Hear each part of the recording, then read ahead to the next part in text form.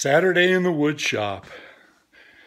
You know, a lot of you recognize my channel for trees and tree work, but I also have a fairly significant section on my YouTube channel on woodworking.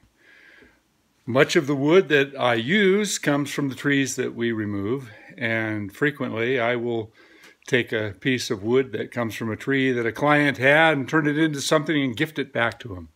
I've completely lost track of how many walking sticks and staffs and canes that I've given back to clients and friends. But I want you to, if you're into woodworking or even interested in woodworking, I want you to pay attention to the section on woodworking. I'm going to put a link to the playlist of all my woodworking videos, because I think I'm up to about 75 woodworking videos. And many of them are really good. Some of them are so-so, you know, where it's just me talking about something. But I've trained under a lot of very well-known and very amazing woodworkers. And I feature some of these woodworkers in my collection. There's Paul Schurch is in there. John Burt is in there. You know, just go through and pay attention to some of the stuff, because it's not just all about me and what I say. Of course, that's just, you know, too much. But I really think that I've got a valuable collection that offers a lot of good advice, but also a lot of good other woodworkers. You know, if you're interested in marquetry, I've got some great marquetarians in there. You know, just I've got some stuff in there that talks about joinery. I talk about, you know, different woods. I talk about the milling. So it's all tree related, but I really hope that you take the time to explore my collection. So without further ado, I've got some stuff I want to talk about in my shop. Well, first off, I want to talk a little bit about the shop itself. I built this whole building. All the wood that came for the construction came from trees that I milled up, as well as wood that I acquired from trade. There's a lot of sheetrock in here that I had to buy, but I honestly didn't put a whole lot of money into it. This is kind of cool. This is my file cabinet full of interesting files. I made this file drawer that slides back up underneath the cabinet. My workbench, or one of my workbenches, is an old salvaged bowling alley, and it's complete with the lane markers, and it's a good solid piece of wood, and I enjoy it very much. One topic that I'd really like to talk to you about today is one of my favorite power tools, and it's actually a collection of power tools, and that's the Festool. Down underneath here, when I say the Festool, it's a whole collection of tools that work really well together. I made an adaptation to this tool that I think any of you that have this vacuum and all the sustainers that go up on top of each other may find it a little bit frustrating that they didn't include a place, well, not that I know of, for the hose. So, you know, I always had to put the hose someplace and pull it out every time. I thought it'd be nice if it was all together. So I just cut this piece of plywood and put a little wedge in there to hold it in place and cut a slot out. Nothing fancy, but you know what? It makes a huge difference in the way that you access it. It all comes out together. And this is the tool that I use probably the most of all my Festools, and I absolutely love it.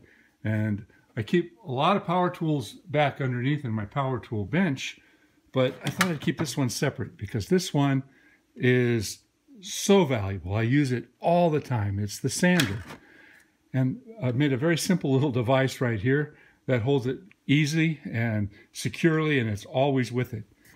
The whole unit goes back up underneath. Something else I wanted to show you that I think is quite valuable. I made a connector for the tube. It's just a dowel that goes inside here.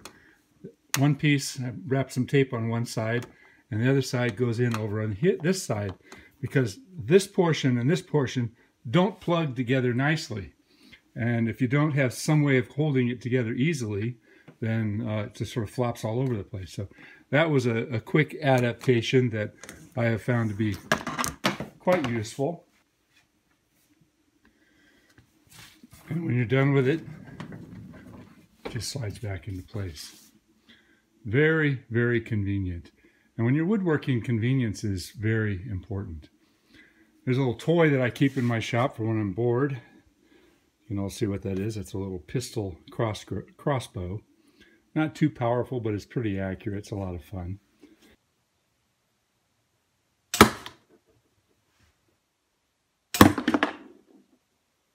Here's something that's kind of cool.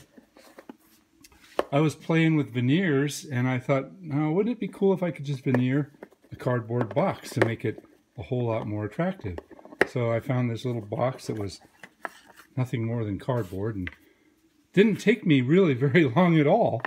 But I thought, you know, sometimes if you have a gift that you want to give somebody and you're not too impressed by the container, you can really dress it up and make it feel like it's a lot more special. And I don't know how well it'll wear, but I mean, it is wood. It's thin wood, and it's glued onto the cardboard. But, you know, I didn't put it all the way around. I just did it on the top. But that's kind of a cool, fun idea. This is something else that I keep in my shop. And this is something that I started about 40 years ago. It's an idea book. And it's just full of, whenever I get an idea that I want to think about, you know, I'll either do a sketch or a drawing. Back off so nobody steals my ideas. But seriously, it's full of really interesting ideas for furniture that I'd like to make, as well as ideas for the tree service, some of my DVD work, my videos. This is a cool little section over here. I've got quite a collection of files that I acquired from a very, very good friend who sadly passed away. And I ended up with all of his files. He was a master gunsmith, and his name was Ken Wilton. I've talked about him a little bit before. So this is just a small area of my shop. The Festool, as I was saying, you know, they do use a special sandpaper, and it's a little bit more expensive than the regular hook and loop sandpaper that you buy, but not that much more. And it's a really good quality sandpaper, but you notice that it's got a lot more holes, and it does suck up the dust better than my other sanders. And I've got to say that this particular sander is probably 3 times as aggressive as any of the other sanders I have. And I've got a lot of sanders. I've got a lot of hand tools down in here. I've got belt sanders, I've got small hand sanders, I've got, you know, multiple different types of sanding tools. So anyway, that's a little quick view of my shop, a little walk around. Hopefully some of you guys are going to get into your woodworking a little bit more and get out there and have a good time on your Saturday. Thanks for watching.